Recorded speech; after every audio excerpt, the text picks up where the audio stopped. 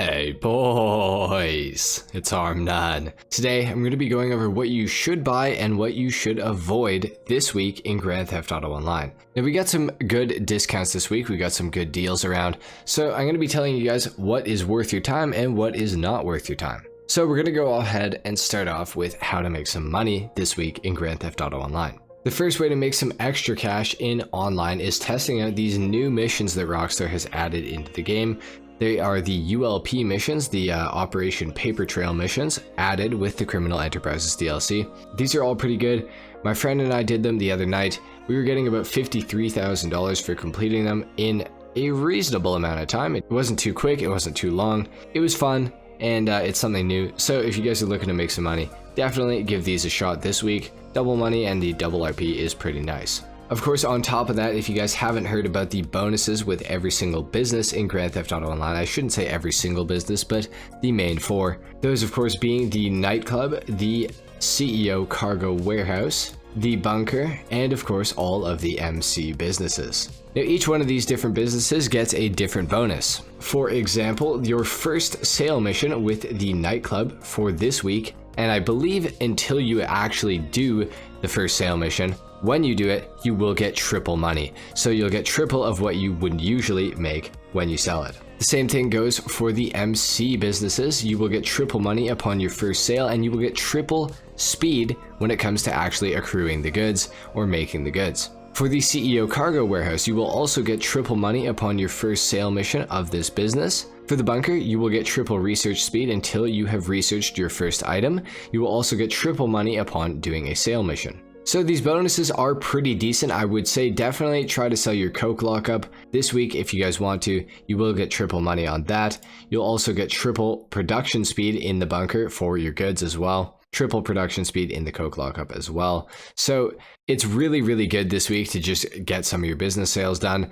Now with the MC businesses, because there is multiple of them, I do believe that you only get the first sale mission of one of the 5. So definitely if you're going to do your sale, start off with the coke lockup. I could be wrong about this. It is possible that you get the triple money bonus for each sale that you do, but just to be safe, sell coke first. If not, sell meth, then counterfeit, then weed, and then eventually the document forgery office if for some reason you own it, like I do. Of course, we also have boosted payouts within some of the jobs in Grand Theft Auto Online now. For example, adversary modes are paying on average 50% more money than they used to pay.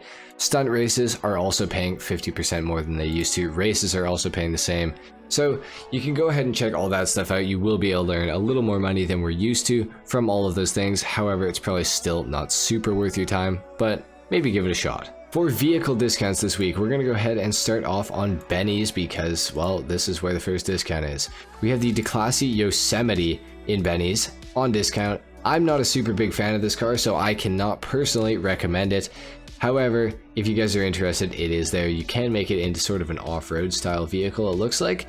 When it is the regular Yosemite, I find this thing to be somewhere in between completely useless and mostly awful, but to each their own, of course. Now moving over to Legendary Motorsport, of course, we have the Enos Deity on sale this week. It's a pretty good car. It's got Imani tech capabilities, it's got armor, it's got machine guns, and of course it has the missile lock-on jammer and the oil slick proximity mine dropper. All of these things are pretty good.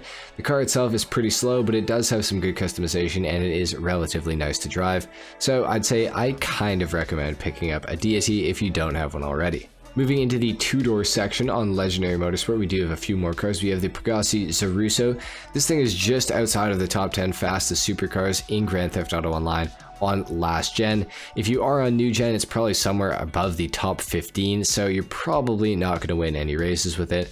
Still a pretty cool looking car, got lots of customization. Overall, it's pretty decent. Next up, we have the Shyster Deviant.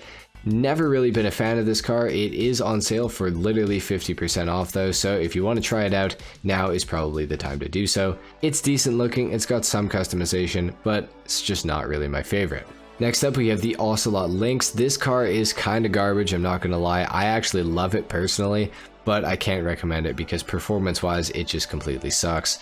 Does have some cool customization. I do really like the car, but I can't say that I necessarily recommend it even with a $700,000 discount. And finally, for the last car on Legendary Motorsport, we have the Lampadati Furore GT. Now this thing will not win you any races, however, for the price, I do feel like it is a pretty good car. Unfortunately, it has absolutely no customization options whatsoever, so if you're into customizing, this is not a car for you. It does sound pretty good, it feels pretty good, it looks pretty good, it has no customization, and you're definitely not going to win any races with it, so for the vast majority of you, I would say probably avoid it. I do really like it personally though. So that's it for Legendary Motorsport. Now it's time to go on to Southern San Andreas Super Autos, go into the two-door category, and of course we have the Vapid Dominator ASP on sale this week. Now this is, I believe, the third fastest muscle car around a track in Grand Theft Auto Online, which is pretty damn good. As well as this, the tuner vehicles have all had some of their handling flags reduced, so this thing is back to being a little more competitive within the muscle car category. You might even be able to start beating some STXs with this thing, depending on how good of a driver you are and how bad of a driver they are. So the ASP might be worth picking up this week. I do say I recommend it. It's got lots of customization and it's really fun to drive, sounds great, looks great. Really nothing to complain about with this car whatsoever. Now for discounts on businesses, of course, the big one this week is of course the agency. The agency is, I believe, 40% off. All of the upgrades within the agency are also 40% off. So this is huge. You can get a vehicle workshop in here for half the money. You can get accommodation, you can get the armory, all of it for nearly half off, which is pretty damn good. The agency is a great business. It's got a passive income element. It allows you to get access to payphone hits. It also allows you to get access to security contracts, all of which pay really, really well and are very nice to do. And the more security contracts you complete, the higher your passive income rate goes, up to $20,000 every in-game day in Grand Theft Auto Online. So if you don't have an agency, definitely pick one of these things up this week. This is probably the best discount we've had on it so far. For the time trials this week, we have the HSW time trial somewhere here at the pier. Unfortunately, can't show you guys, I am on PC. We have Stab City for your regular time trial up in Blaine County. And of course, for your RC Bandito time trial, we have the Cemetery one. All of these are pretty good. I would assume the HSW time trial is really easy, like all of them. And if you have a fast car, the regular time trial is pretty easy to do as well. So that's a free $200,000 right there between these two time trials. And then with the HSW one, that's another $250K on top of that. So the time trials are pretty good. Now, of course, within the casino, we have the Pegassi Reaper as the podium vehicle. Now this vehicle is not going to win you any races, but it is a very good car. I do like the look of this thing. It's not quite 100% my favorite Pegassi, but it's definitely one of the better looking ones, I feel like. Unfortunately, the performance is not that great. This thing's far, far out from the top 30 fastest supercars, I would say. So really not what you're trying to be driving if you're planning on doing any supercar races.